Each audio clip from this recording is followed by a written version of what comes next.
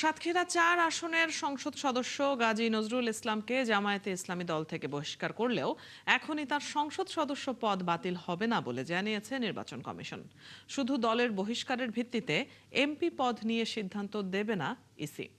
তবে সংসদ সচিবালয় থেকে বিষয়টি নির্বাচন কমিশনে পাঠালে উভয় পক্ষের বক্তব্য শুনে সংবিধান ও আইন অনুযায়ী সিদ্ধান্ত নেওয়া হবে বলে জানিয়েছেন নির্বাচন কমিশনার আব্দুর রহমানেল মাসুদ।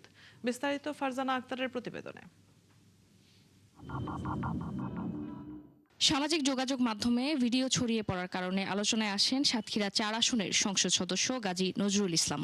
এই ঘটনায় তাকে দল থেকে বহিষ্কার করে জামায়াতে ইসলামী। এরপর তার সংসদ সদস্য পদ নিয়ে উঠেছে প্রশ্ন। আইন অনুযায়ী সংসদ সদস্য নিজ দল থেকে পদত্যাগ করলে বা সংসদে দলের বিপক্ষে ভোট দিলে তার সংসদীয় আসন শূন্য হবে।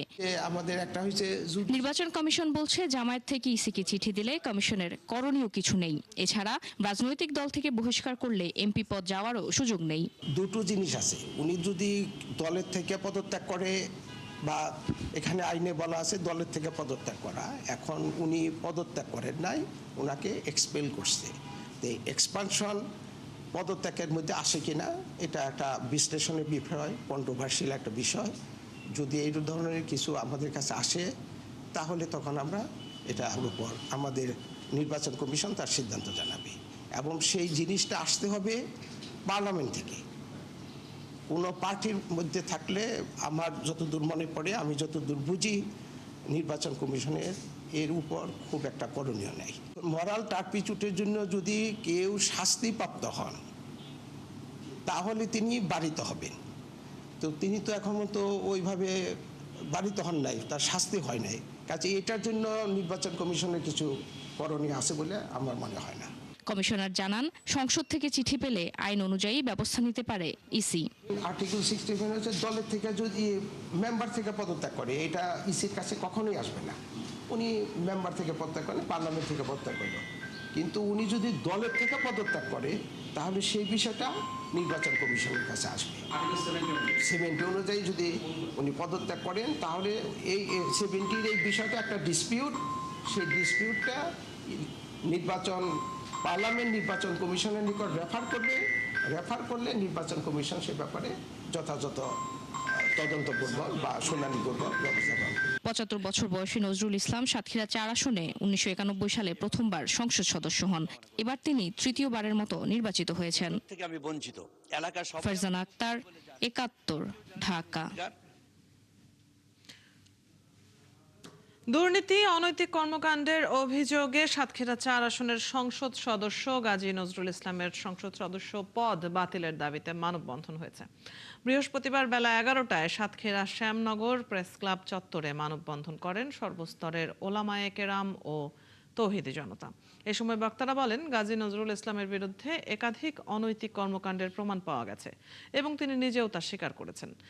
এরই জেরে বাংলাদেশ জামায়াতে ইসলামী তাকে দল থেকে বহিষ্কার করেছে। এখন জাতীয় সংসদের সদস্য পদ থেকেও তাকে বরখাস্ত করতে হবে বলে দাবি করেন তারা। বক্তারা ক্ষোভ প্রকাশ করে বলেন, সামাজিক যোগাযোগ মাধ্যমে তার একাধিক ভিডিও ছড়িয়ে পড়ায় পুরো শ্যামনগরবাসী লজ্জিত।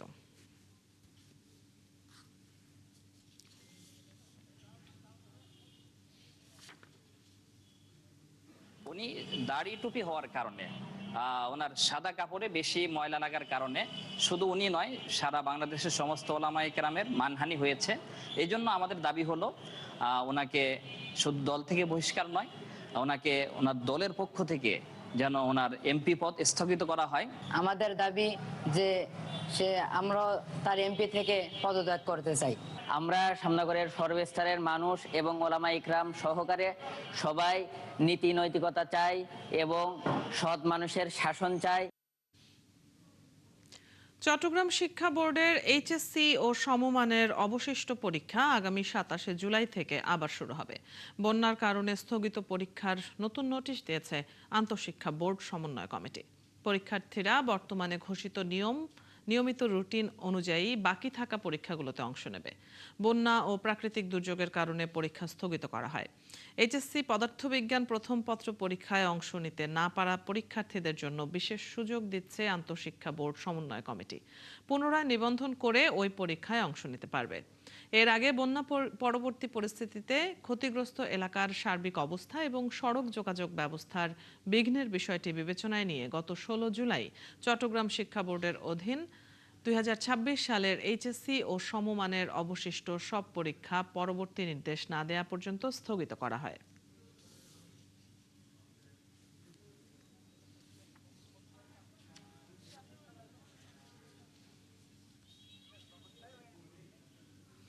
নারায়ণগঞ্জের সোনারগাঁওয়ে দেখা দিয়েছে তীব্র গ্যাস সংকট। উপজেলার 20টি সিএনজি ফিলিং স্টেশনের মধ্যে 18টিতেই গ্যাস সরবরাহ বন্ধ। এতে চরম ভোগান্তিতে পড়েছেন সিএনজি চালিত যানবাহনের চালক ও যাত্রীরা। মাত্র 2টি স্টেশনে সীমিত পরিসরে গ্যাস সরবরাহ থাকায় বৃহস্পতিবার সকাল থেকে শত শত গাড়ির দীর্ঘ সারি দেখা গেছে। ঘন্টার পর ঘন্টা লাইনে দাঁড়িয়ে থেকেও অনেকেই ফিরছেন খালি ট্যাঙ্ক নিয়ে। এতে পরিবহন কার্যক্রম ব্যাহতের পাশাপাশি যাত্রীরা পড়েছেন দুর্ভোগে। ফিলিং স্টেশন সংশ্লিষ্টরা জানান, সরবরাহ কমে যাওয়ায় অধিকাংশ স্টেশন বন্ধ রয়েছে।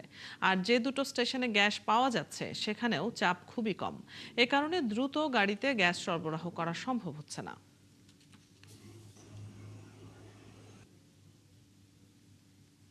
ঢাকার ভিতরে যতগুলো ফার্ম আছে একটা ফার্মও গ্যাস দিতেছে না।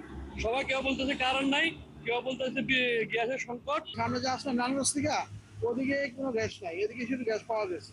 1 ঘন্টা লাগে সিএনজি রাখছে, পিছনে 2-3টা ফার্ম বন্ধ আছে। পাম্পের লাইনে গ্যাস নাই, এই লাইনে গ্যাস নাই, এই কারণে গ্যাস পাওয়া যাইতেছে না কোনো পাম্পে।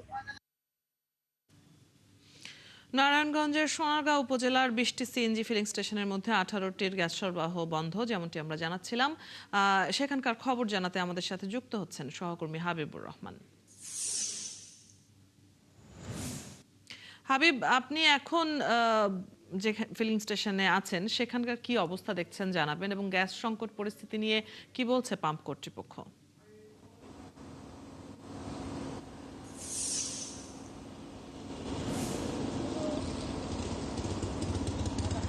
অদিতি, বিষয়টা শুধু সোনারগাঁর মধ্যে সীমাবদ্ধ নেই। নারায়ণগঞ্জে যে 44টা সিএনজি পাম্প রয়েছে ঠিক প্রত্যেকটার অবস্থা একই রকম।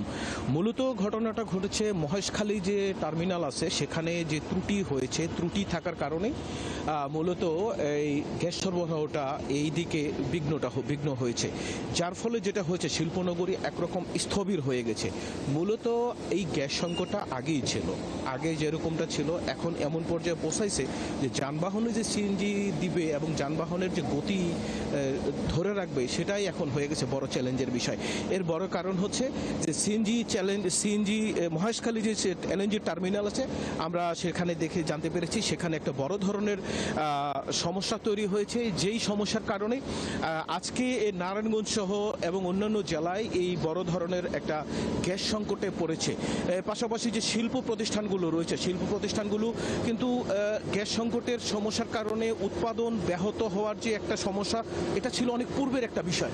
তারপরেও দেখা গেছে যে আজকে নতুন করে আরেকটা সমস্যা তৈরি হয়ে গেল। এই সমস্যার সমাধান দিয়ে উঠে ব্যবসায়ীদের আসলে ধকল কাটিয়ে ওঠাটা অত্যন্ত চ্যালেঞ্জিং হয়ে গেছে। এখন যে বিষয়টা দাঁড়িয়েছে যে এখন অতি সহসায় যদি এই বিষয়টা সমাধান না হয় তাহলে হয়তো ব্যবসায়ীরা আরও বেশি চাপে পড়বেন, এমনটাই আমাদের পেট্রোল পাম্প মালিক সমিতি জানিয়েছেন। আমরা একটু পেট্রোল পাম্প সিএনজি পাম্প মালিক সমিতির সাথে সভাপতির সাথে কথা বলবো। আচ্ছা, এই যে গ্যাস সংকট কি হচ্ছে, কিভাবে সংকটে আপনারা করছেন, কি সমস্যা হচ্ছে? আমাদের সমস্যা বহুবিধ, গ্যাসের সংকট তো আছেই, তাছাড়া সবচেয়ে বড় যে সমস্যাটা, এই যে একটা নোটিশ দেওয়া হয়েছে যে 30 তারিখ থেকে আমরা ভোর 6টা থেকে রাত্রি 12টা পর্যন্ত বন্ধ রাখবো। কেন, কারণটা কি? আমি ব্যবসায়ী, আমি কোটি কোটি টাকা ইনভেস্ট করেছি, আমার গ্যাস থাকে না। প্লাস 2015 সালে যখন আমার কারেন্টের বিল ছিল, আমার যে ক্যাপাসিটি তাতে 4.5 লক্ষ টাকা ছিল, এখন আমি সেই একই ক্যাপাসিটি আমি 11.5 লক্ষ টাকা গ্যাস বিল দিই। টাইম টু টাইম যে কারেন্টের বিল বাড়ছে, আর আমি কমিশনে ব্যবসা করি, 8 টাকা কমিশন 2015 সালে ছিল, সেইটা এখনো 8 টাকাই আছে।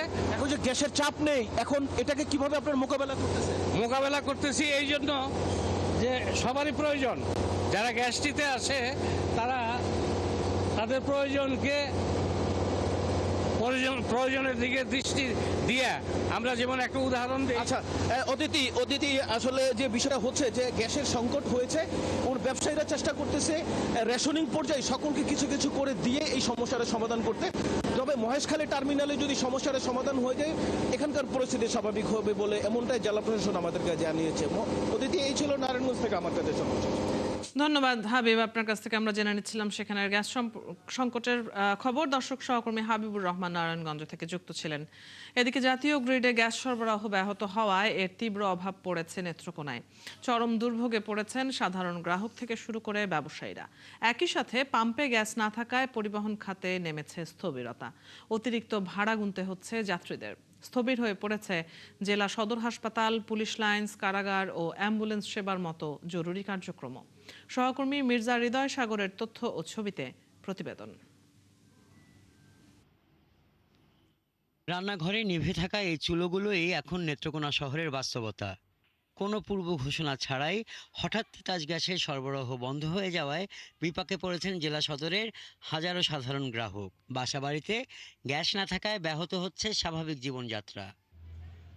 গ্যাস সংকটের আঁচ লেগেছে স্থানীয় হোটেল রেস্তোরাঁগুলোতেও। ব্যবসা সচ্ছল রাখতে বাধ্য হয়ে চড়া দামে সিলিন্ডার গ্যাস ব্যবহার করে রান্না করতে হচ্ছে। এতে এক লাফেই বেড়ে গেছে উৎপাদন খরচ। আজকে বেশ কিছুদিন যাবৎ আমাদের এখানে গ্যাসের অনেক সমস্যা হচ্ছে। যেরকম মনে করেন সিএনজি পাম্প থেকে আমরা গ্যাস নিয়ে আসি, এখানে গ্যাস আমাদেরকে দিচ্ছে না, এই জন্য আমরা খুব বিভ্রান্তর মধ্যে আছি। এদিকে জেলার একমাত্র সিএনজি ফিলিং স্টেশনে গ্যাস সরবরাহ না থাকায় বন্ধ রয়েছে পাম্পের কার্যক্রম। গ্যাস না পেয়ে রাস্তায় অটোরিকশা চলাচল সীমিত হয়ে গেছে। গ্যাসের জন্য আমি যাবো কলমাকান্দা, ময়মনসিং গ্যাস নাই, মনে হচ্ছে নেত্রকোনাতে গ্যাস নেব, এখানেও গ্যাস নাই। এখন কি যে হয় বলা যাচ্ছে না। আমরা চলাচল করুন কি দিয়ে সামনের দিকে, আমরা চলার তো কোনো ব্যবস্থা নাই।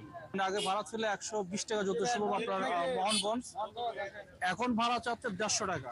পাম্প কর্তৃপক্ষ জানিয়েছে জাতীয় গ্রিড থেকে গ্যাস সরবরাহ সম্পূর্ণ বন্ধ থাকায় প্রতিদিন বিপুল পরিমাণ আর্থিক লোকসান গুনতে হচ্ছে।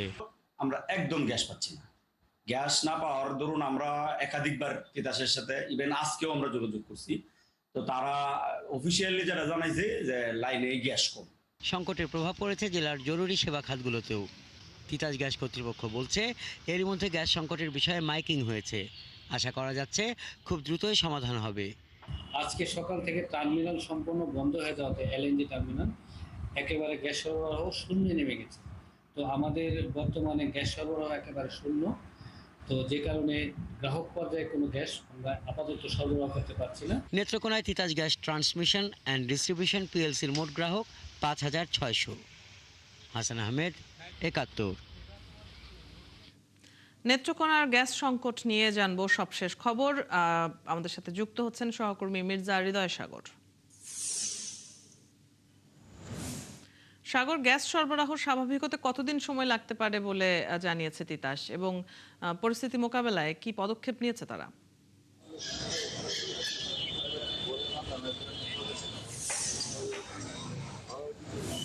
অদিতি, প্রতিবেদনে যেমনটি দেখাচ্ছিলেন, আজ দ্বিতীয় দিন নেত্রকোনা গ্যাস সরবরাহ বন্ধ রয়েছে গ্রাহক পর্যায়ে।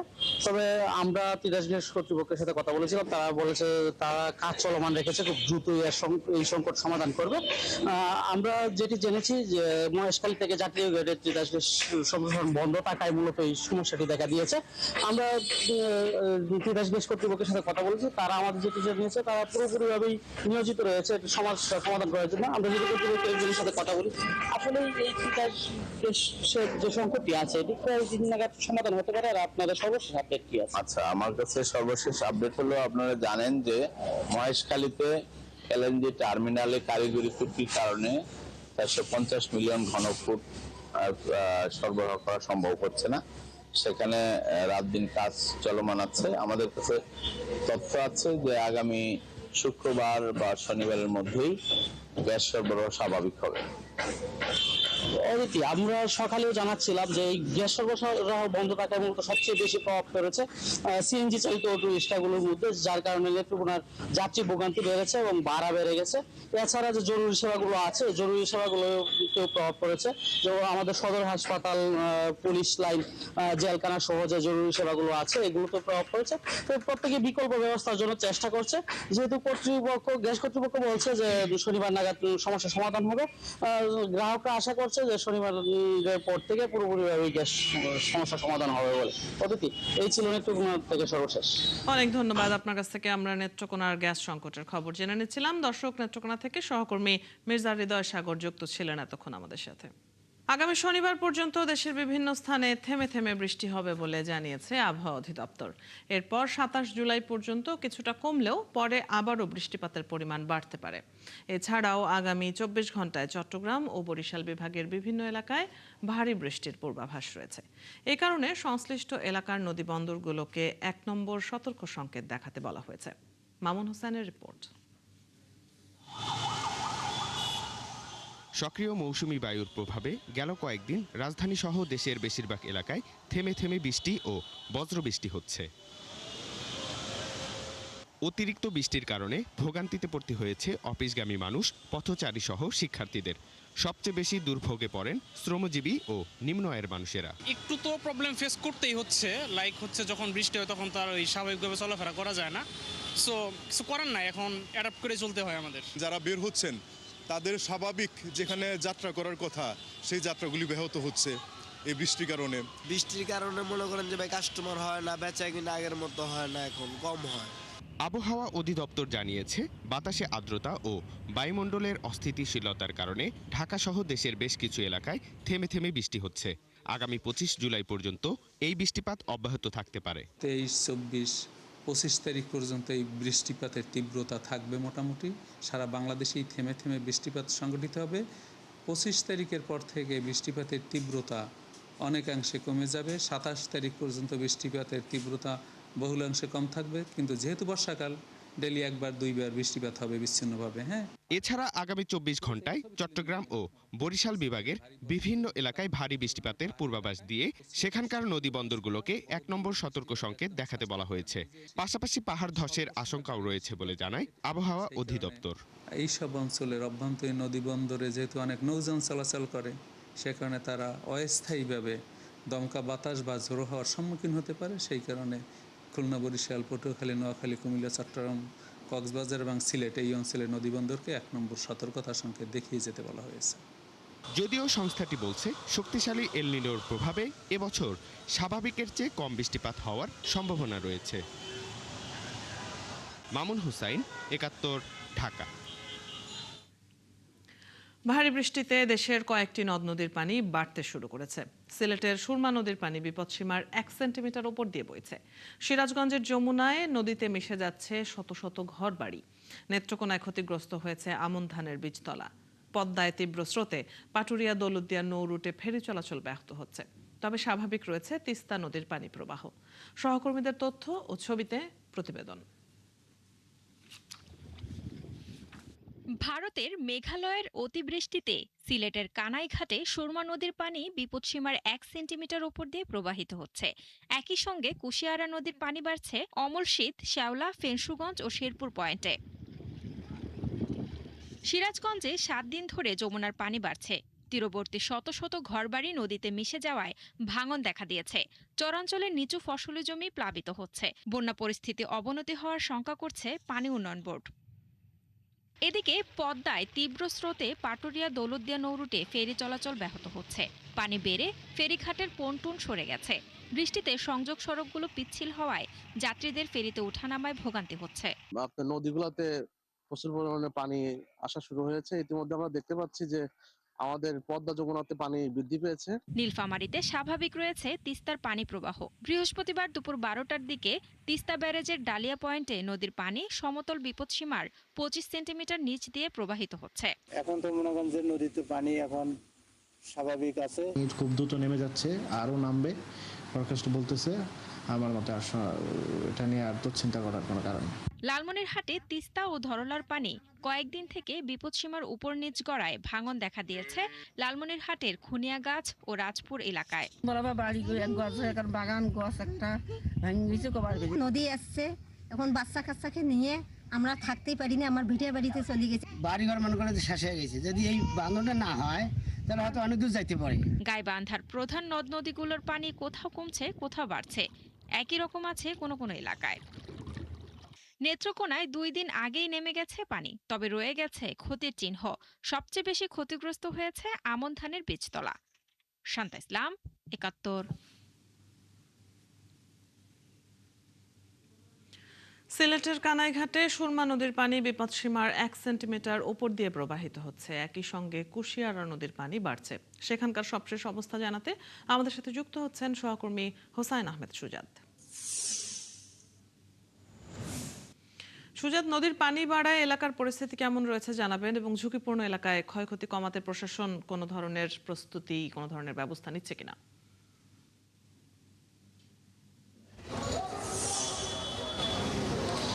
দেখুন অদিতি, গেল কয়েকদিন থেকেই কিন্তু সুরমা নদীর পানি বৃদ্ধি পেয়েছিল, আবার মাঝে কিছুদিন কমেও গিয়েছিল। তবে গতকাল থেকে নদীর পানি এমনভাবে বৃদ্ধি পেয়েছে যে আজ দুপুরের দিকে সিলেটের কানাইঘাট পয়েন্টে সুরমা নদীর পানি বিপদসীমা ক্রস করে, অর্থাৎ বিপদসীমার 1 সেন্টিমিটার উপর দিয়ে প্রবাহিত হচ্ছে। এই মুহূর্তে সিলেটের কানাইঘাটে সুরমা নদীর পানি 12.76 সেন্টিমিটার উপর দিয়ে প্রবাহিত হচ্ছে। এই মুহূর্তে যদি আমি আপনাকে সিলেট অংশে সুরমা নদীর চিত্রটা একটু দেখাই, যে সিলেট অংশেও কিন্তু সুরমা নদীর পানি বাড়ছে। তবে এখন পর্যন্ত আসলে শহরের কোথাও কিন্তু কোনো ধরনের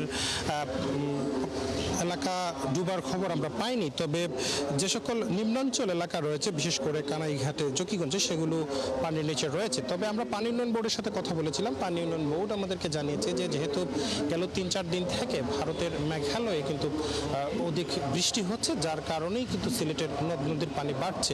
তবে যে সকল বাঁধ ঝুঁকিপূর্ণ রয়েছে সেগুলো আপাতত ঠিক আছে, কোনো ধরনের ভাঙানোর খবর আমরা কোনো দিকে শুনতে পাইনি। তবে নদী এলাকার যে সকল মানুষ রয়েছেন তারা আতঙ্কের মধ্যে রয়েছে। নদীর চিত্র যদি আপনাকে আমি বলি, যে এই মুহূর্তে সুরমা নদীর পানি কানাইঘাটে 12.76 সেন্টিমিটার উপর দিয়ে প্রবাহিত হচ্ছে। সিলেটের সুরমা নদীর পানি 10.07 সেন্টিমিটার উপর দিয়ে প্রবাহিত হচ্ছে, এবং সুরমা কুশিয়ারার মিলনস্থল সিলেটের জকিগঞ্জের আমলশিদে কিন্তু কুশিয়ারা নদীর পানি বৃদ্ধি পেয়েছে এবং এই মুহূর্তে 15.40 সেন্টিমিটার উপর দিয়ে প্রবাহিত হচ্ছে। এটিও কিন্তু বিপদসীমার একদম লেভেলে রয়েছে, অর্থাৎ আরও যদি 1 সেন্টিমিটার বা 2 সেন্টিমিটার বাড়ে তাহলে কিন্তু বিপদসীমা ক্রস করে ফেলবে। এছাড়া ফেঞ্চুগঞ্জে সুরমা নদীর পানিও কিন্তু বেড়েছে, 9.83 সেন্টিমিটার উপর দিয়ে প্রবাহিত হচ্ছে। শেরপুরেও কিন্তু কুশিয়ারা নদীর পানি কিছুটা বেড়েছে। এছাড়া জারি, সারি, গোয়াইন নদী, কোম্পানিগঞ্জের ধলাই নদী, প্রত্যেকটা নদীর পানি কিন্তু বৃদ্ধি পাচ্ছে। আমরা পানি উন্নয়ন বোর্ডের সাথে কথা বলেছিলাম। পানি উন্নয়ন বোর্ড আমাদেরকে বলছেন যে ভারতের মেঘালয়ে যদি বৃষ্টি কমে তাহলে সিলেটের নদ নদীর পানি কমবে, আর যদি না কমে তাহলে কিন্তু কমার কোনো সম্ভাবনা নেই। তবে এখন পর্যন্ত সিলেটের কোথাও কিন্তু কোনো ধরনের বন্যা দেখা দেয়নি। অদিতি, আপনার কাছ থেকে আমরা সিলেটের পরিস্থিতি জানছিলাম। নদ নদীর পানি বৃদ্ধি পেয়েছে সে খবর জানিয়ে দিচ্ছিলেন আপনি। ধন্যবাদ যুক্ত হবার জন্য। দর্শক, সিলেটের বন্যা পরিস্থিতির খবর নিয়ে সহকর্মী হোসাইন আহমেদ সুজাত যুক্ত ছিলেন এতক্ষণ। এবারের বন্যায় চট্টগ্রামের 5 উপজেলায় ব্যাপকভাবে ক্ষতিগ্রস্ত হয়েছে হাঁস, মুরগি ও গবাদি পশুর খামার। সরকারি হিসেবে এই খাতে ক্ষতির পরিমাণ 60 কোটি টাকার বেশি। এদিকে বন্যার পর দেখা দিয়েছে পশু খাদ্যের ঘাটতি। এতে দিশেহারা খামারিরা চেয়েছেন সরকারি সহযোগিতা। তবে প্রাণী সম্পদ অফিস বলছে বন্যার পর মড়ক ঠেকাতে বন্যাক্রান্ত এলাকাগুলোতে গবাদি পশুর টিকাদান কর্মসূচি শুরু হয়েছে। প্রণবেশ চক্রবর্তীর প্রতিবেদন, ক্যামেরায় ছিলেন জহিরুল ইসলাম। দক্ষিণ চট্টগ্রাম সহ জেলার 5 উপজেলায় এবারের ভয়াবহ বন্যায় ব্যাপক ক্ষতি হয়েছে হাঁস, মুরগি ও গবাদি পশুর খামারের। আর পানি নামার পর সংকট দেখা দিয়েছে পশু খাদ্যের। খামারিরা বলছেন বন্যার সময় গবাদি পশু রক্ষা করা গেলেও হাঁস মুরগির খামারগুলো বেশি ক্ষতিগ্রস্ত হয়েছে। জেলা প্রাণী সম্পদ অফিসের হিসেব অনুযায়ী বন্যায় মুরগি মারা গেছে প্রায় 1.5 লাখ, আর হাঁস মারা গেছে 1300টি। এছাড়া 4218টি গবাদি পশুর খামার ক্ষতিগ্রস্ত হয়েছে। সব মিলিয়ে ক্ষতির পরিমাণ 60 কোটি টাকা। মুরগি চাষ করতে পোল্ট্রি ফার্ম, এই পোল্ট্রি ফার্মগুলো সব নষ্ট হয়ে গেছে, অনেকের মুরগি বেশি চলে গেছে। 6 থেকে 7 লাখ টাকার ক্ষয়ক্ষতি হয়েছে। অন্যান্যদের বেশিরভাগ মনে করেন 2 লাখ থেকে উপরে, একদম যারা নিম্ন শ্রেণীর যারা কৃষক আছে তাদেরও ম্যাক্সিমাম 2 লক্ষ টাকার মতো ক্ষয়ক্ষতি হয়েছে। মাছ, ক্ষেত খোলা সবকিছু, গবাদি পশু সবগুলো নষ্ট হয়ে গেছে। এদিকে বন্যার পর ক্ষতিগ্রস্ত এলাকাগুলোতে বাড়ছে গবাদি পশুর মরক রোগ, খুরা রোগ সহ বিভিন্ন রোগ প্রতিরোধে তাই গ্রামীণ পর্যায়ে শুরু হয়েছে টিকাদান কর্মসূচি। এখন আমরা গরু আনছি ভ্যাকসিন মারবার জন্য, আর এখানে কিছু খাদ্য দিছি। ভাইরাসের কারণে ওই টিকা দেওয়ার জন্য গরু এখানে নিয়ে আসছি, সরকারিভাবে টিকা দিচ্ছে। এ বিষয়ে মৎস্য ও প্রাণী সম্পদ মন্ত্রী জানিয়েছেন 2 সপ্তাহের মধ্যে বন্যাক্রান্ত এলাকার সব পশুকে টিকার আওতায় নিয়ে আসা হবে। বন্যা আক্রান্ত 5টা জেলার 100% গরু এবং ছাগলকে টিকা দেওয়া শেষ করা হবে। এবার বন্যায় ক্ষতিগ্রস্ত হয়েছে মৎস্য সম্পদও। চট্টগ্রাম বিভাগের 5 জেলায় বন্যায় ডুবেছে 23,610টি পুকুর, দিঘি ও খামার, আর প্লাবিত হয়েছে 789টি মাছের ঘের। টাকার হিসেবে এই ক্ষতি প্রায় 210 কোটি। প্রণবেশ চক্রবর্তী, 71, চট্টগ্রাম। হাওরে পানি বাড়ায় এখন গোটা হাওড়াঞ্চলে আতঙ্কের নাম ঢেউ বা আফাল। এবারও বর্ষার শুরু থেকে আফালের আঘাতে ভিটে মাটি হারিয়ে নিঃস্ব হয়েছে শত শত পরিবার। তাই ঢেউয়ের কবল থেকে হাওরের বসতি রক্ষায় প্রতিরোধ ব্যবস্থা নিতে সরকারের যথাযথ পদক্ষেপ চান ক্ষতিগ্রস্তরা। শহীদ নূর আহমেদের তথ্য ও ছবিতে প্রতিবেদন।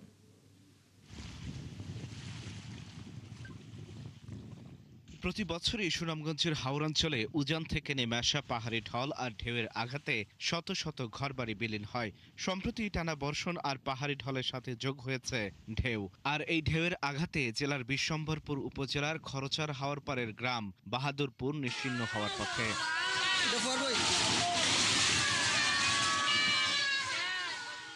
ঘরের চারপাশে বাঁশ আর কচুরিপানা দিয়ে কোনো রকমে বসত ভিটা ধরে রাখার চেষ্টা করছেন বাসিন্দারা।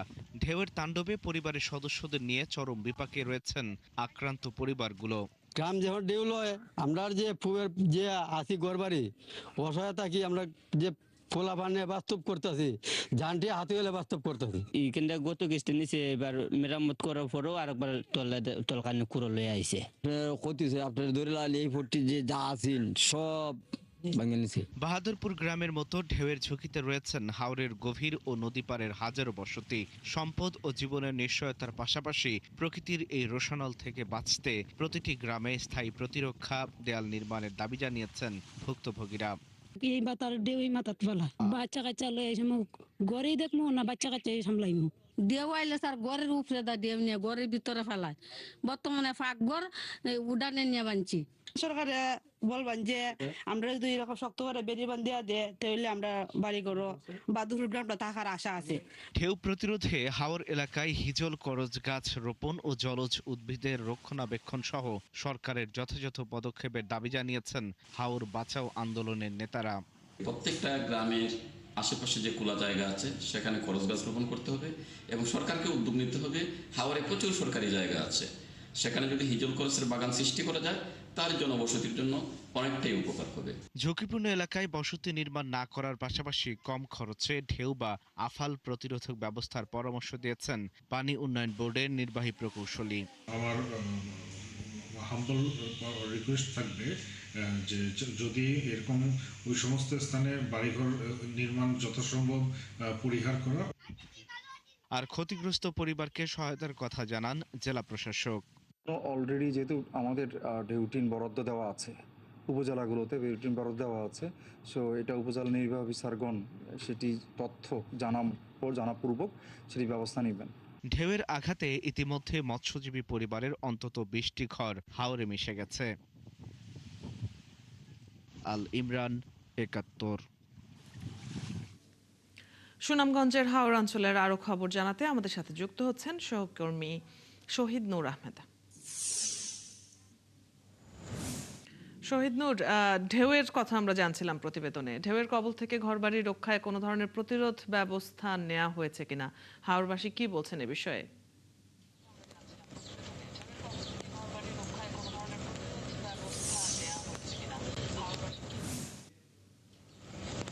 ধন্যবাদ আপনাকে। দেখুন, আমি যেমনটা আপনি প্রথমেই প্রশ্ন করেছেন যে ঢেউয়ের কবল থেকে আসলে এখানে কোনো ব্যবস্থা নেই। এখানে প্রাকৃতিকভাবেই এই এলাকার মানুষজন তারা হাওরের সাথে যুদ্ধ করছেন এবং যদি বলি নদীর সাথেও তারা নদীর স্রোতের সাথে যুদ্ধ করে যাচ্ছেন।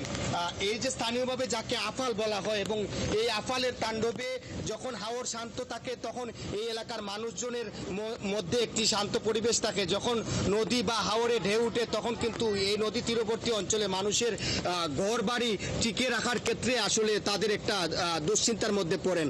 আমরা কথা বলেছিলাম এখানকার স্থানীয় বাসিন্দাদের সাথে, তারা যেমনটা জানিয়েছেন একসময় এই হাওরে গাছপালা ছিল, জলজ উদ্ভিদ ছিল, সেটি দিন দিন আসলে হারিয়ে গেছে এবং এর ফলে এই যে হাওরে প্রবল ঢেউ উঠে, এর কারণেই মূলত এই বসতিগুলো একসময় হারিয়ে যাচ্ছে। এই অঞ্চলের অনেক মানুষ তারা বাস্তুহারা হয়ে অন্য অঞ্চলে তারা চলে যাচ্ছেন। আমি যদি জানানোর চেষ্টা করি, হাওর বাঁচা আন্দোলনে যারা কাজ করেন, হাওর সোচ্চার নিয়ে আছেন, তারা বলছেন যে অন্ততপক্ষে এই বসতিগুলো ঠিকানোর জন্য অন্ততপক্ষে সরকারকে উদ্যোগী হতে হবে, এই অঞ্চলে বৃক্ষরোপণের হার বাড়াতে হবে এবং যে জলজ উদ্ভিদ ছিল সেগুলো যাতে আবারও যাতে আনা যায়, যাতে অন্ততপক্ষে হাওরের গভীরে ঢেউ কম উঠে, পাশাপাশি স্থায়ী অন্ততপক্ষে প্রোটেকশন দেয়াল তৈরি করা, যাতে ঢেউয়ের হাত থেকে এই জনপদকে রক্ষা করা যায়। সুনামগঞ্জের যে আমরা রিপোর্ট দেখানোর চেষ্টা করেছিলাম, বাহাদুরপুরে প্রায় এই 100 পরিবার এখন ঝুঁকিতে রয়েছে। এটি শুধু বাহাদুরপুর নয়, সুনামগঞ্জের সব এলাকাতেই একই চিত্র। আসলে এখনো পর্যন্ত দৃশ্যমান কোনো পদক্ষেপ নিতে দেখা যাচ্ছে না। তো এই ছিল সুনামগঞ্জের নদী তীরবর্তী অঞ্চলের আফালের সর্বশেষ। ধন্যবাদ। আপনার কাছ থেকে আমরা জেনে নিচ্ছিলাম পরিস্থিতি। বেশ দুর্ভোগের মধ্যেই আছেন সেখানকার বাসিন্দারা। দর্শক, সুনামগঞ্জ থেকে সহকর্মী শহীদ নূর আহমেদ যুক্ত ছিলেন এতক্ষণ আমাদের সাথে। ভোলায় আবারও ভয়ঙ্কর হয়ে উঠেছে মেঘনা নদী। বর্ষা মৌসুমের শুরুতেই সদর উপজেলার শিবপুরে বিস্তীর্ণ এলাকা নদীতে বিলীন হয়ে গেছে। ঝুঁকির মুখে পড়েছে পানি উন্নয়ন বোর্ডের বেড়িবাঁধ, বহু ঘরবাড়ি, শিক্ষা প্রতিষ্ঠান সহ বিভিন্ন স্থাপনা। ভাঙন রোধে দ্রুত কার্যকর পদক্ষেপ না নিলে এই বর্ষায় 1000-এরও বেশি বাড়িঘর ও স্থাপনা ক্ষতিগ্রস্ত হবে বলছেন নদীপাড়ের বাসিন্দারা। কামরুল ইসলামের তথ্য ও ছবিতে প্রতিবেদন। একসময় ভোলার শিবপুর ইউনিয়নের নদীপাড়ে ছিল অসংখ্য বসতভিটা, ছিল খেলার মাঠ, মসজিদ, স্কুল সহ বিভিন্ন স্থাপনা। এগুলো এখন শুধুই স্মৃতি। বছরের পর বছর নদী ভাঙনে চোখের সামনেই বিলীন হয়েছে অসংখ্য পরিবারের ঘরবাড়ি, ফসলি জমি সহ কবরস্থান। কয়েকবার জায়গা বদল করে অনেকে আশ্রয় নিয়েছেন খাল এলাকার বেড়িবাঁধের পাশে, কিন্তু সেখানেও শুরু হয়েছে ভাঙন। এতে মাথা গোঁজা ঠাইটুকু হারানোর শঙ্কায় বাসিন্দারা। 3 ভাঙা দিছে আঙ্গুরে, অন্ত কই যামু কই থাও মনে আঙ্গুরটা তো চিন্তা তো মাথা ধরে গেছে। জি বেড়িটা যদি ভাঙা লই যা আমাগর কে আর দিব, কে জায়গা দিব, কই থাকো।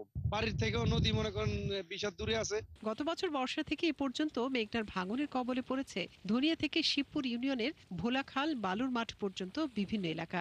বিলীন হয়েছে 100-এরও বেশি ঘরবাড়ি। এখন ভাঙনের ঝুঁকিতে রয়েছে শহর রক্ষা বাঁধ সহ 1000-এরও বেশি বাড়িঘর ও স্থাপনা। গেছে বছর বস্তা লাইছে, বস্তা আলার পরবর্তী অন বস্তাগুলা সরে গেলে এই নদীগুলা বেরির লগে বাইজা গেছে, বেরি ভাঙলে গেলে ভোলার শহরটা তলায় যাবে। এই রাত্রে সব বস্তা ডাইবে গেছে পানির স্রোতে। অন্য ঘাটটা গেছি, শিবপুরা ঘাটটা গেছি গিয়া, বালুর মাঠটা যাচ্ছে গিয়া ভাঙিয়া। বসতবাড়ি রক্ষায় সিসি ব্লক দিয়ে বাঁধ নির্মাণের দাবিতে মানববন্ধন সহ বিক্ষোভ করেছেন এলাকাবাসী। তাদের অভিযোগ, আশ্বাস দিয়েও টেকসই বাঁধ না দিয়ে দায়সারা কাজ করছে পানি উন্নয়ন বোর্ড। এই পানি উন্নয়ন বোর্ড আমাদের শুধু আশ্বাস দিয়ে যাচ্ছে, আমাদের কোনো কার্যক্রমে আমরা মিল পাচ্ছি না। নামে মাত্র কিছু জিও ব্যাগ ফালাই দেওয়া যায়, এগুলো হচ্ছে পানির স্রোতে ভাইসা যায়। সিসি ব্লক দিয়ে এই নদী যদি বাঁধ না দেয় তাহলে এই বাঁধ থাকবে না, এই বাঁধ না থাকলে ভোলা শহর থাকবে না। অবশ্য পানি উন্নয়ন বোর্ডের নির্বাহী প্রকৌশলী জানান, শিবপুরের নদী ভাঙন রোধে দীর্ঘমেয়াদী প্রকল্প মন্ত্রণালয়ে পাঠানো হয়েছে। অনুমোদন পেলে কাজ শুরু হবে। দীর্ঘমেয়াদী পরিকল্পনা হিসেবে একটা উন্নয়ন প্রকল্প প্রণয়ন করা হয়েছে, যেখানে 4 কিলোমিটার নদীতে সংরক্ষণ কাজ, 6 কিলোমিটার বাঁধ পুনর্বাসন কাজ অন্তর্ভুক্ত করা হয়েছে। এই প্রকল্পটি প্রাকৃত ব্যয় প্রায় 686 কোটি টাকা। প্রকল্পের অনুমোদন হলে ব্লকের কাজ বাস্তবায়ন করে ভাঙনকে সম্পূর্ণরূপে প্রতিরোধ করা যাবে বলে আমরা আশা রাখি। ভোলা জেলায় পানি উন্নয়ন বোর্ডের 350 কিলোমিটার বেড়িবাঁধ রয়েছে। এর মধ্যে 49.66 কিলোমিটার বেড়িবাঁধ ও 60 কিলোমিটার নদীর তীর সিসি ব্লক দিয়ে সংরক্ষণ করা হয়েছে। মনিরা কাজুরি, 71। চুয়াডাঙ্গায় অতিবৃষ্টিতে কৃষকের রোপা, আউশ ধান সহ বিভিন্ন ফসল পানিতে ডুবে গেছে। ভেসে গেছে পুকুরের মাছও। এতে কৃষকদের বিঘা প্রতি 7 থেকে 8,000 টাকার ক্ষতি হয়েছে। এম এ মামুনের পাঠানো তথ্য ও ছবিতে প্রতিবেদন। পানিতে ভাসছে কৃষকের কষ্টের ফসল। টানা বৃষ্টিতে চুয়াডাঙ্গা জেলায় তলিয়ে গেছে সদ্য রোপণ করা কৃষকের হাজার হাজার হেক্টর রোপা, আউশ ধান, ধানের চারা এবং বিভিন্ন ফসল। কৃষকরা জানান, বৃষ্টিতে তাদের ফসল ডুবে যাওয়ার পাশাপাশি ভেসে গেছে পুকুরের মাছও। আউশ ধানের বীজতলাও ডুবে গেছে। এই দেখেন, এই ধান আর হবে না, এই ধান হবে না। এখন আমাদের 10-12 হাজার টাকা খরচ। এখন আমাদের সরকার আমাদের এখন হাতে সাহায্য করুক। ধানের সাথে ধান ডুবে চলে গেছে, মাছের ঘের ডুবে গেছে, পাট ডুবে গেছে আমাদের এই মাঠে। গলা পর্যন্ত পানি ওঠার কারণে ফসল মানে পর্যাপ্ত পরিমাণ গুছাতে পারবে না, ওই কারণে ফলন কম হবে। আমরা এই যে ধান লাগালাম প্রায় 8-9 হাজার টাকা আমাদের বিঘা প্রতি খরচ। এই চাষ, সার, বিষ, মুনিশ, চারা, অতিবৃষ্টির কারণে আমাদের সব ধানগুলো ডুবে গিয়েছে। কৃষকদের ক্ষতি পুষিয়ে নিতে সরকারি প্রণোদনা ও সহযোগিতা করা হচ্ছে জানালেন কৃষি বিভাগের এই কর্মকর্তা। আমরা যদি এ ধরনের কোথাও কোনো সমস্যা দেখতে পাই, সেটি সরেজমিনে পরিদর্শন করে এবং সেটির জন্য প্রয়োজনীয় কার্যক্রম যেটুকু নেওয়া দরকার সেটি আমরা সমন্বিতভাবে, বিশেষ করে মৎস্য ডিপার্টমেন্টের সাথে এবং প্রশাসনের সাথে আলাপ করে আমরা সেটি সমাধানের চেষ্টা করব। কৃষি সম্প্রসারণ অধিদপ্তরের তথ্য অনুযায়ী বর্ষা মৌসুমে জেলায় সর্বমোট 626 হেক্টর জমির ফসল পানিতে তলিয়েছে। শান্ত ইসলাম, ৭১। টানা বৃষ্টি ও পানি নিষ্কাশনের পথ বন্ধ থাকায় জলাবদ্ধতা তৈরি হয়েছে ঠাকুরগাঁওয়ের জামালপুর ইউনিয়নের রামপুর এলাকায়। তলিয়ে গেছে প্রায় 500 একর জমিতে রোপণ করা আমন ধান সহ বিভিন্ন ফসল। এছাড়া জলাবদ্ধতায় দুর্ভোগে আছেন জেলার নিচু এলাকার মানুষ। এই অবস্থায় নদী পুনঃখননের দাবি জানিয়েছেন কৃষকরা। তানভীর হাসান তানুর তথ্য ও জাহিদ হাসান মিলুর ছবিতে প্রতিবেদন। একসময় ঠাকুরগাঁওয়ের জামালপুর ইউনিয়নের রামপুর এলাকায় 10 থেকে 16টি ছোট নালার মাধ্যমে সহজেই বৃষ্টির পানি বের হয়ে যেত, কিন্তু এখন নালা, খাল দখল, ভরাট ও বন্ধ হয়ে যাওয়ায় সামান্য বৃষ্টিতেই তৈরি হচ্ছে জলাবদ্ধতা। এবছর জলাবদ্ধতায় তলিয়ে গেছে এলাকার শত শত একর আমন ধান, সবজি সহ অন্যান্য ফসল। এতে দিশেহারা হয়ে পড়েছেন ঋণগ্রস্ত কৃষক। আট ক্ষতি হয়েছে, পটল ক্ষতি হয়েছে, ধান ক্ষতি হয়েছে। আমরা এখনো ঋণগ্রস্ত। এই ভাষা পানি আসে, আমার ডালগুলা বন্ধ থাকে, আমরা এই অবস্থা পড়ে গেছি। আমি 2.5 লক্ষ টাকা লোন লিছি। এখন এই ধানগুলো আমার নিজস্ব জমি না, আমি কুচ লিছি 30,000 টাকা বিঘা। এখন এই ঋণ আমি কিভাবে শোধ করব? এলাকাবাসীর অভিযোগ, প্রভাবশালীদের দখলে বন্ধ হয়ে গেছে বেশিরভাগ পানি নিষ্কাশনের নালা। এতে প্রতি বছরই জলাবদ্ধতায় নষ্ট হচ্ছে ফসল। এবার ক্ষতিগ্রস্ত হয়েছে প্রায় 500 একর জমি। বিপাকে পড়েছে 500-এরও বেশি কৃষক পরিবার। ডেরাটা আমাদের 12 থেকে 14 ফিট ডেরাটা ছিল। এই ডেরাটা পাশে এই মুখটা বন্ধ করে দেওয়াতে আমাদের পানিটা আউট হইতেছে না। কিছু প্রভাবশালীর কারণে এই ডেরাগুলো আমরা সংস্কার করতে চাইলেও করতে পারতেছি না। শুধু জামালপুর ইউনিয়নেই নয়, জেলার 7 উপজেলাতেই জলাবদ্ধতার প্রভাব পড়েছে। কৃষি বিভাগ জানিয়েছে, এবছর আমন চাষের লক্ষ্যমাত্রা ধরা হয়েছে 1,37,200 হেক্টর। এর মধ্যে প্রায় 70% রোপণ শেষ হয়েছে, বাকি জমির একটি বড় অংশ পানিতে তলিয়ে আছে। 14 থেকে 15টা ডারা ছিল, এই ডারাগুলা বন্ধ হয়ে যাওয়ার কারণে আমরা যে ফসল লাগাইছি এই ফসলগুলা পানির নিচে চলে গেছে। এটা সরকারের কাছে আকুল আবেদন, জরুরি দৃষ্টিতে আমরা চাচ্ছি যেন ডারাগুলা খনন করে দেয়। কৃষি বিভাগের তথ্য মতে গত এক সপ্তাহে 65 থেকে 70 মিলিমিটার বৃষ্টিপাত হয়েছে।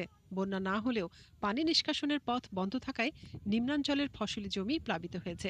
অপরিকল্পিত রাস্তাঘাট, বাড়িঘরগুলো যদি হচ্ছে যে এই পানি বের হওয়ার যে পথটা বন্ধ করে দিছে, সেই পথগুলো যদি হচ্ছে ওপেন করে দেওয়া যায়, তাহলে হচ্ছে যে এই পানিটা খুব দ্রুত নেমে যাবে। এ বিষয়ে উপজেলা নির্বাহী কর্মকর্তা জানান, কৃষকদের কাছ থেকে লিখিত অভিযোগ পেলে সরকারি নালাগুলো চিহ্নিত করে খননের ব্যবস্থা করা হবে।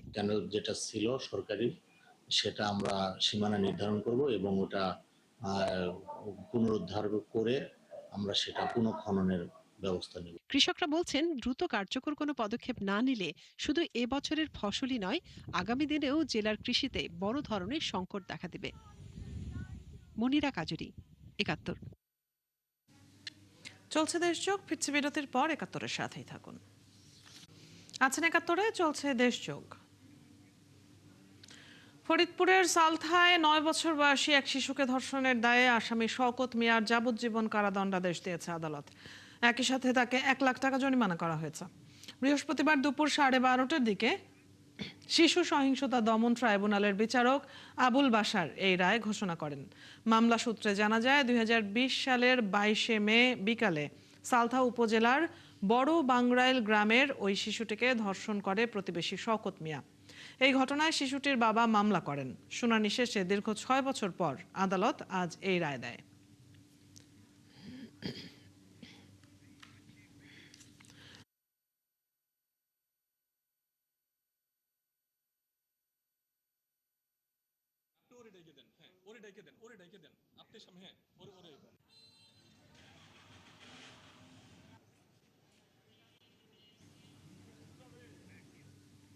বগুড়ায় পূর্ব শত্রুতার জেরে সাবেক ছাত্রদল নেতা ও স্বেচ্ছাসেবক দল কর্মী সাগর মণ্ডলকে কুপিয়ে হত্যার অভিযোগ করেছেন তার স্বজনরা। বুধবার গভীর রাতে চালিতাবাড়ি এলাকায় এই হত্যাকাণ্ড হয়। এরই মধ্যে হত্যার সাথে জড়িত সন্দেহে শাপলা নামের এক নারীকে আটক করেছে পুলিশ। স্বজনরা আরও জানান, জমি জমা এবং এলাকার আধিপত্যের বিরোধে এই হত্যাকাণ্ড। আবু সাইদের প্রতিবেদন। শেষ রক্ষা হয়নি। বুধবার রাত 2:30টার দিকে সদর উপজেলার চালিতাবাড়ি এলাকায় সন্ত্রাসী হামলা হয় সাগর মণ্ডলের শ্বশুর বাড়িতে। ধারালো অস্ত্রের আঘাতে মুহূর্তেই লুটিয়ে পড়েন সাগর। স্বজনরা জানান, চাচাতো ভাই জিলহাজ মণ্ডলের সঙ্গে তার দীর্ঘদিনের বিরোধ ছিল। এই বিরোধে কয়েক মাস আগে সাগর তার নিজ গ্রাম পাঁচবাড়িয়া ছেড়ে স্ত্রীকে নিয়ে শ্বশুরবাড়ি চালিতাবাড়ি এলাকায় বসবাস শুরু করেন। নিহত সাগর সদর উপজেলার শাখারিয়া ইউনিয়ন ছাত্র দলের সাবেক আহ্বায়ক এবং বর্তমান স্বেচ্ছাসেবক দলের কর্মী। প্রত্যক্ষদর্শীরা জানান, বুধবার দিবাগত রাত আনুমানিক 2:30টার দিকে বাড়ির উঠোনে দাঁড়িয়েছিলেন সাগর। এ সময় জিলহাজের নেতৃত্বে 20 থেকে 25 জনের একটি দল ধারালো অস্ত্র নিয়ে হামলা করে তাকে এলোপাতাড়ি কুপিয়ে চলে যায়। পরে তাকে শহীদ জিয়াউর রহমান মেডিকেল কলেজ হাসপাতালে নিয়ে গেলে চিকিৎসক মৃত ঘোষণা করেন। দরজা খুলে দেখে মেলা দাও মারছে, তাই দেখে আমার সব দৌড়ে ধরছে, মহিলারা দৌড়াতে দৌড়াতে পাতার মধ্যে যায় আমার সন্তানু কুপিয়ে কুপিয়ে মারিছে। যাই মারছে উই হচ্ছে আমারই যাত্রা শ্বশুরের বেটা। আমার ছেলে চিনতে পারছে, আমার ছেলে মৃত্যুর আগে যখন মন্দির দিয়ে সে মারা গেছে। আমি এটা প্রধানমন্ত্রী তারেক সাহেবের কাছে আমি সুষ্ঠু এবং তদন্তের মাধ্যমে সুষ্ঠু বিচার আমি চাই। পুলিশ জানায়, হত্যাকাণ্ডে জড়িত সন্দেহে শাপলা নামের এক নারীকে আটক করা হয়েছে। অন্যদের শনাক্ত ও গ্রেফতারে অভিযান চলছে। মরদেহ ময়না তদন্তের জন্য মর্গে রাখা হয়েছে। লিখিত অভিযোগ পেলে আমরা মামলা রেকর্ড করে বিষয়টা কি কারণ হয়েছে এটা খতিয়ে দেখে সর্বোচ্চ যারা এই ঘটনা করেছে তাদের সর্বোচ্চ আইনের আওতায় আনার জন্য আমরা সর্বোচ্চ চেষ্টা করব। হত্যায় অভিযুক্ত জিলহাজ এলাকায় বালু ও মাদক ব্যবসার সঙ্গে জড়িত। তার সঙ্গে বারবার চেষ্টা করেও যোগাযোগ করা যায়নি। এদিকে নিহত সাগরের বিরুদ্ধে অস্ত্র ও মাদক সহ 6টি মামলা রয়েছে। SM আবু সাইদ, 71, বগুড়া। চলছে দেশযোগ, ফিরছে বিরতির পর 71-এর সাথেই থাকুন। 71-এ চলছে দেশযোগ। ফেনীর ছাগলনাইয়া পৌরসভার 5 নম্বর ওয়ার্ডের সাতবাড়ি সড়ক দ্রুত সংস্কারের দাবিতে মানববন্ধন করেছেন এলাকাবাসী।